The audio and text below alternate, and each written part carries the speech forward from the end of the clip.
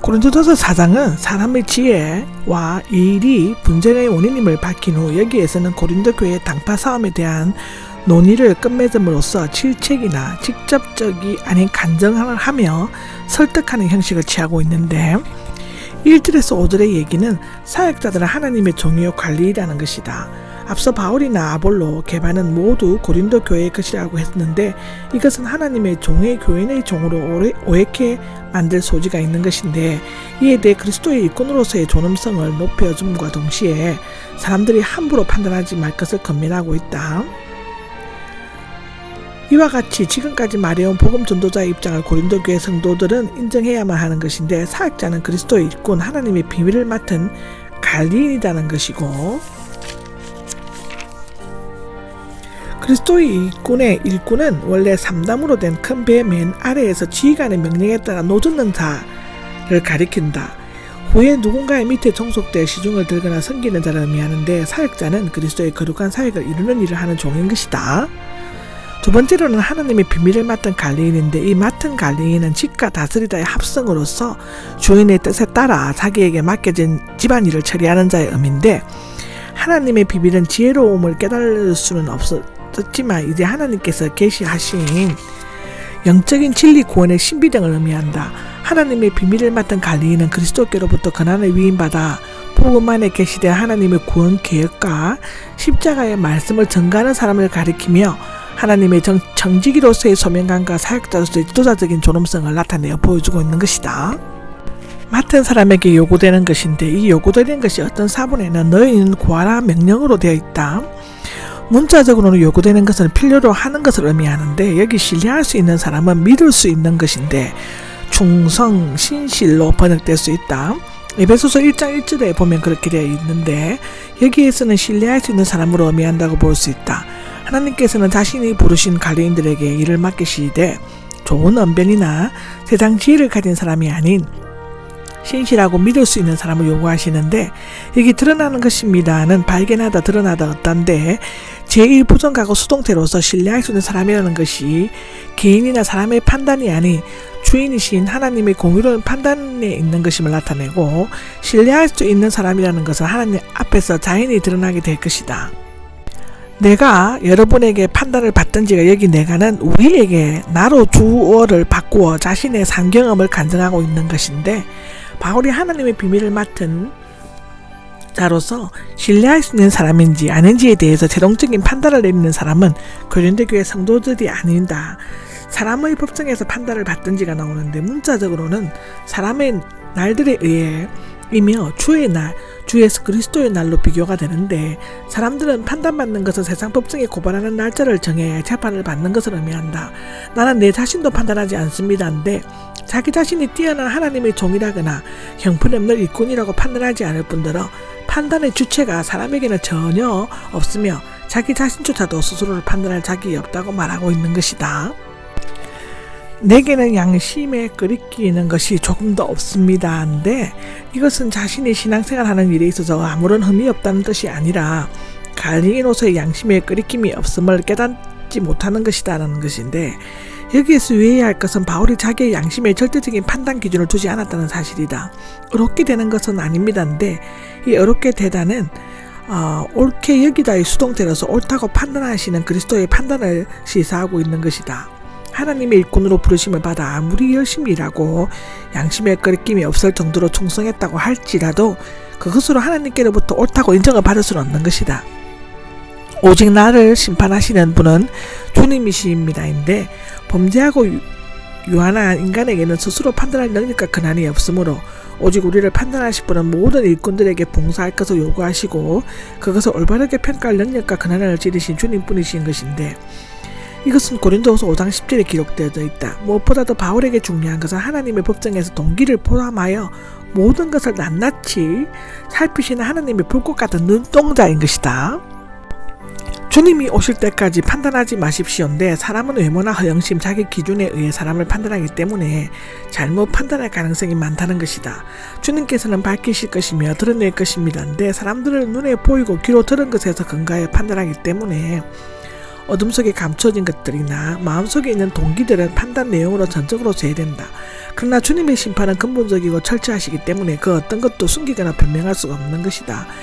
이와 같이 완전하신 하나님의 심판을 받기까지 사람의 판단은 받지도 말고 하지도 말아야 하는 것인데, 각 사람 마지막 심판날에 불충분한 인간의 자료들로 판단되는 것이 아니라 이해나 의지의 근원인 마음의 선악 여부가 분명히 가려진 다음 충성스러운 일꾼인 각 사람에게 하나님께로부터 칭찬이 있게 될 것이라는 것이다. 6절에서 13절까지는 교회 분열은 수치스러운 일들에 대해서 얘기하고 있는데, 고린도 교회인들은 성경 원리를 따지지 않고 세상의 기준을 따라 살면서 분쟁을 일으키고 사람을 함부로 판단하고 바울을 깎아내린 것인데, 이 모든 것은 3장 5절 이하의 내용으로 분쟁에 대한 교훈인데, 나 자신과 아볼로의 경우에 얘기하는데, 이것은 바울 자신과 아볼로 사이에 문제가 있었던 것이 아니며 모든 것을 고린도 교인들을 위해 한 것이었음을 나타내고 있는 것이다. 여기 기록된 것은 앞서 한 말들과 앞에서 말한 교인의 범위를 지키고 그 한계 이상을 넘어가지 말라는 것인데, 어느 한쪽은 편들고 다른 쪽은 대적하면서가 나오는데, 교인이 정한 한계를 넘다 보면 분쟁이 생기고 그로 말미암아 자기 편을 지나치게 높이고 상대편을 깎아내리는 것인데, 더욱이 자기 편은 천사, 상대편은 마귀가 되기도 한다. 이것은 마땅히 취해야 할 태도를 벗어나는 일이요 교만한 일인 것이다 라고 성경은 기록하고 있다. 여기 세 가지 질문이 나오는데, 첫째는 누가 당신을 생각합니까? 당신이 가진 것은 무엇입니까? 세 번째, 당신이 그것을 자랑하십니까? 라는 질문인데, 첫 번째 누가 당신을 생각합니까는 두 가지 해석이 가능한데, 너희를 나누어 분쟁케 한 사람이 아무도 없는데 왜 분쟁하느냐는 뜻이고, 또는 너희는 특별히 구별하여 구원의 은혜를 주신 분은 하나님이신데 왜 하나님 아래서 분쟁하고 있느냐는 것입니다. 둘 다 가능한 해석이며 모두 분쟁에 대한 책망인 것이죠. 당신이 가진 것이 무엇입니까? 라고 질문하는데, 인간이 가진 모든 것, 생명, 재능, 재산 등은 다 하나님께로부터 받은 것이고, 특히 성도는 그리스도를 통해 구원과 영생을 받은 것이다. 당신은 그것을 자랑하십니까? 근데 그들은 이 모든 것을 받으면서도 마치 받지 않은 것처럼, 그리고 스스로 가진 것처럼 배은망덕하게 자랑하고 있는 것이다.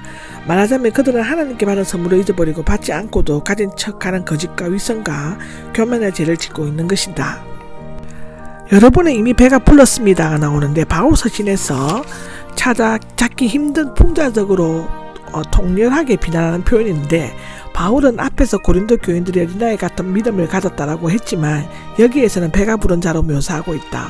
바울은 잠시 후에 그들과는 정반대로 자신을 목마르며 헐벗었다고 비꼬는 듯한 어조로 말하고 있는데, 여기 부자왕들은 그들은 이미 하나님의 나라를 차지한 것처럼 부자가 되었고 남을 다스리는 왕처럼 자만하였는데, 왕노릇 할 수 있으면 좋겠습니다 라고 나오는데, 고린도 교인들이 허황되는 상황 속에서 왕노를 할 때가 오기를 바라지만 그리스도께서 재림하실 때 이루어질 메시아 왕국에서 고린도 교인들만이 아니라 우리 모든 성도들이 다 함께 왕노릇하게 될 것이라는 것이다.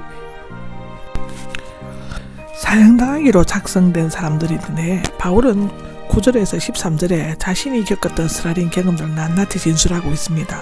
그는 당시 로마의 원형극장에서 검투사가 다른 검투사나 짐승과 더불어 죽음의 혈투를 벌이는 광경을 자신의 처지와 비교하고 있는데, 때로는 사형에 처하도록 판결된 죄수나 포로들, 특히 네로 때는 그리스도인들을 끌고 와 많은 간중들 앞에서 맹수의 먹이로 던져지기도 했는데, 행진대의 맨 끝자리가 나오는데요, 사도들 중 가장 작은 자보다는 모든 인간 중에서 가장 낮고 비천한 자를 의미한다고 볼 수 있다.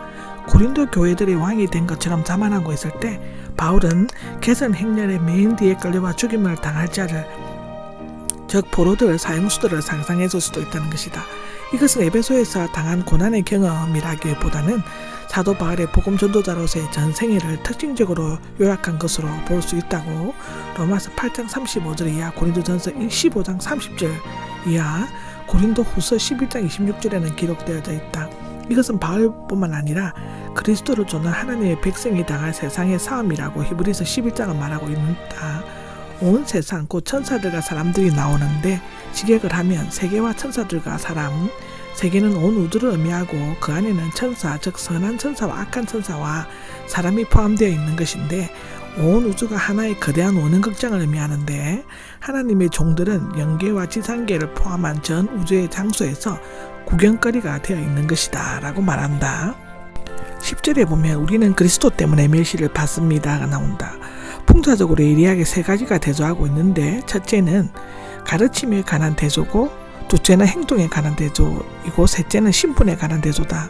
여기 가르침에 관한 대조는 전치사로 대조되고 있는데, 우리는 그리스도 때문에, 즉 그리스도의 십자가만 전하기 때문에 미련하게 되었고, 고린도 교회들은 그리스도 안에서, 즉 그리스도를 믿기 때문에 지혜롭게 되었다는 것이고, 여기 행동에 관한 대조는 겉으로 보기에는 온유하고 복음을 전하고 약한 형제를 도우며 저항 없이 박해를 받는 사도들은 약하게 보였지만, 남을 판단하고 교만한 고린도 교인들은 강한 자들로 자처했다.